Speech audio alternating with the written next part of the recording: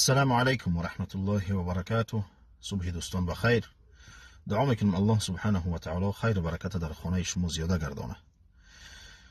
خطاب من به بعضی پسردنیک ها، بعضی میانرو ها: شما با این مردم چی میکنین که این مردم اینقدر از شما شکایت دارن؟ برای من نرسیده باشه اگر 100 کامنت رسیده است، قاری یک نوار که یک ویدیو که پسردنیک ها را نصیحت که حق ما را میخرن، ما را کیدت میکنن، ظلم میکنن. هموطنان گرامی، آنهایی که میانرو هستین، درست است که شما وقتی کار میاوین یک مقدار حق خودتان نمیگیرین، ولی این به آن معنا نیست که دیگر شما یک ظالم شوین و در هر لقمه مهاجر چشم علا کنید. این ظلم است، این عدالت نیست.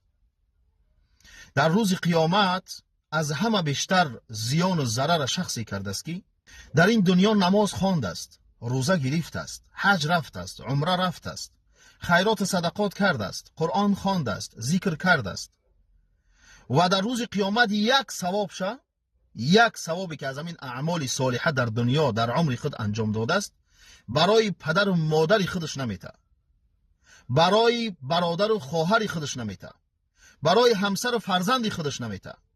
ولی آن شخصی را که در حقش ظلم کرده است، حقش خورده است، غیبت کرده است، تهمت کرده است، بهتان کرده است، در عموم ظلم کرده است، او آمده بخواهی نخواهی دعوا میکنه و این ثوابا را میگیره. بله میگیره. وقتی شما در حق یک انسان ظلم میکنین، در قدم اول در حق خود ظلم میکنین.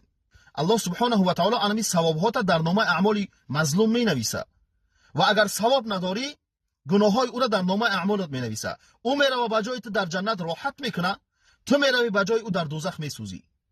یعنی امروز این مظلومی بیچاره ضعیف است، از دست چیزی نمیآید، حقش دعوا هم کرده نمیتونه، شاید دلیل نداره، حقش میخری، فکر میکنی که الله محکمت نمیکنه، جزات نمیته. نه، جزات میته. برای خودت وقت ساعت داری. از این خاطر در این دنیا حق مظلوم برگردان. در مسئله حقوق مردم باید احتیاط کنیم.